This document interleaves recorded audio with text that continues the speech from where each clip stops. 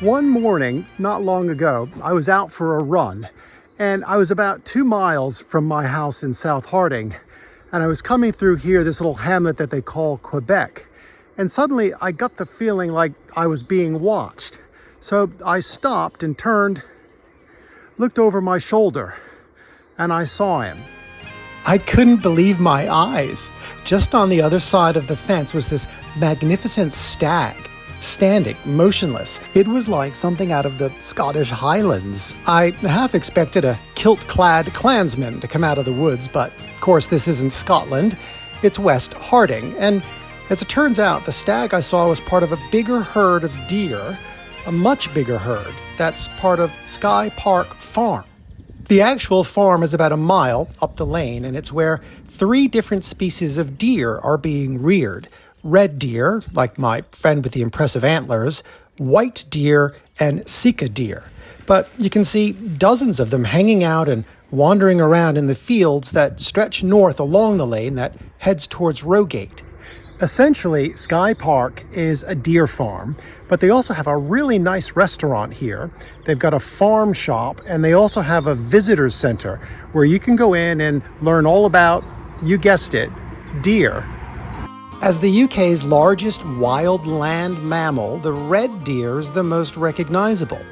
A stag's antlers can stretch up to 3 feet wide, with up to 16 branches.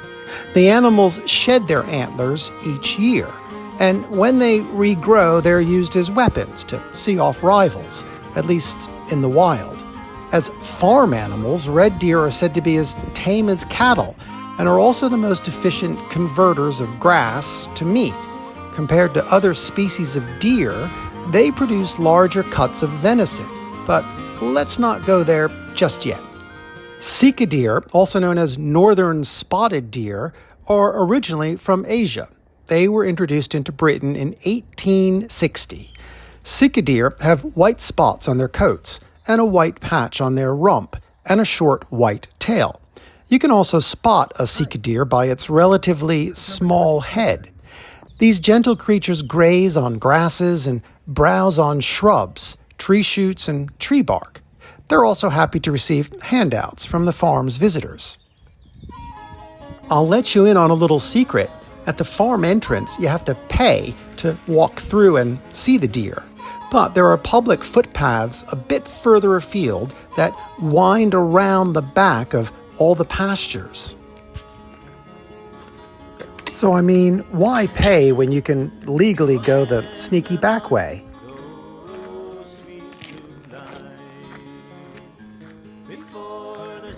If you head down towards Durford Mill, you can go through those gates and walk along these public footpaths, and you can still get nice and close to the deer. For the most part, they seem very chilled out, and I suppose they're hoping I have a bag full of yummy snacks for them. I don't think I've ever gotten this close to a deer. It's okay. As I mentioned, the other species you see here is white deer. They seem to be a bit more skittish, but they're essentially the same as red deer, just with white fur and white skin. They're not albino. According to a helpful sign nearby, they're leucistic, meaning a genetic condition where an animal suffers from a complete loss of pigmentation. Evidently, it's very rare to find white leucistic deer in the wild, but here they have a selective breeding program so that the trait is passed down through generations.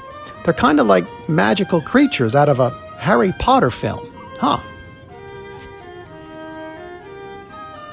Anyway, I've read that raising captive deer has been a thing in these parts for around 800 years. From medieval times to the 18th century, the manor of Harting was well known for its private deer parks. Owning deer was seen as a status symbol. Plus, Harting deer was said to be the best venison in the world. Today, Sky Park Farm lies just across the road from one of the original Harting deer parks, so it kind of all makes sense when you think about it with a historical perspective. Speaking of venison, these animals are bred and raised, of course, for their meat. In the very fancy farm shop, the butcher offers prime cuts of venison in various shapes and sizes. They say it has more protein than other red meat, and also it's rich in minerals and vitamins, and at the same time low in saturated fat, lower than beef, ham, and even salmon.